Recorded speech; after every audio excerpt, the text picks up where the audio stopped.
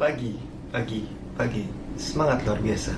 Assalamualaikum warahmatullahi wabarakatuh. Selamat pagi. Salam sejahtera buat kita semua. Om Swastiastu, Namo Buddhaya. Salam kebajikan. Salam ASN unggul. Saya Ezra Hartarto Pongtluran, peserta Latsar CPNS golongan 3, angkatan 14 tahun 2020 dengan jabatan dosen asisten ahli asal instansi Politeknik Negeri Balikpapan. Oke, kali ini kita akan bahas terkait tentang nasionalisme. Apa itu nasionalisme? Oke, definisi nasionalisme adalah paham ataupun ajaran untuk mencintai bangsa dan negara sendiri. Dalam artian kedua, nasionalisme merupakan kesadaran keanggotaan dalam suatu bangsa yang secara potensial atau aktual bersama-sama mencapai ataupun mempertahankan dan mengabadikan identitas, integritas, kemakmuran, dan kekuatan bangsa itu, dan semangat kebangsaan. Adapun pengertian menurut Land pada tahun 2015, yaitu nasionalisme merupakan pandangan tentang rasa cinta yang wajar terhadap bangsa dan negara dan sekaligus menghormati bangsa lain.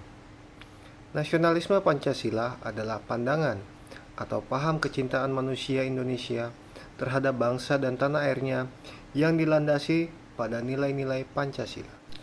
Terdapat fungsi dan tugas ASN. Yang pertama adalah melaksanakan kebijakan publik, biasanya dibuat oleh PPK. Yang kedua adalah melaksanakan pelayanan publik, dalam hal ini harus bersifat berkualitas. Dan ketiga yaitu mempererat persatuan dan kesatuan NKRI. Adapun jabatan ASN, pertama adalah jabatan administrasi, kedua jabatan fungsional, ketiga jabatan pimpinan yang tinggi. Pegawai ASN berperan sebagai perencana, pelaksana, dan pengawas.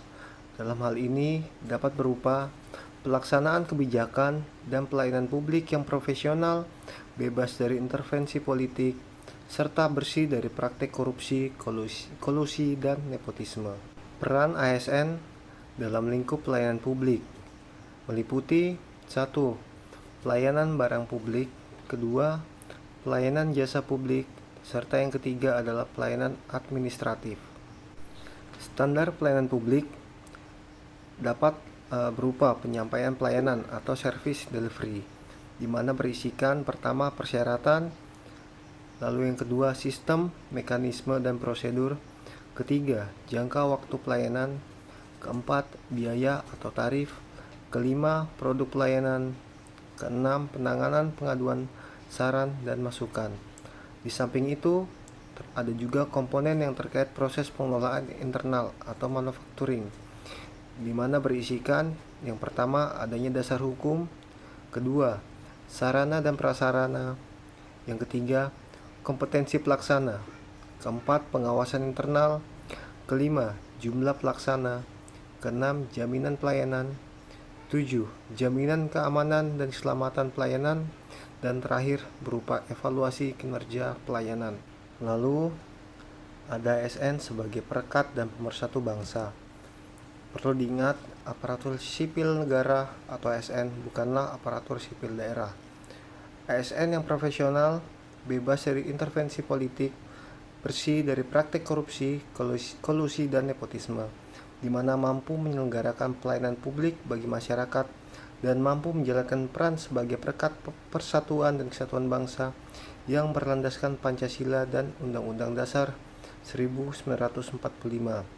ASN juga harus mampu menciptakan dan menjaga kondisi yang damai, di mana ASN harus bersifat netral dan adil. Adanya mobilitas ASN antar daerah dan antar instansi. Terakhir adanya kebijakan afirmatif yang dimiliki oleh seorang ASN. Berikut perlu dipahami adanya beberapa faktor pelanggaran netralitas oleh seorang ASN. Pertama, adanya faktor solidaritas karena keakrabatan ASN dengan seorang politisi. Yang kedua, mobilisasi oleh atasan yang bersangkutan. Yang ketiga, adanya kepentingan dari kalangan atau sebagian ASN untuk mendapatkan promosi jabatan pada instansi tertentu.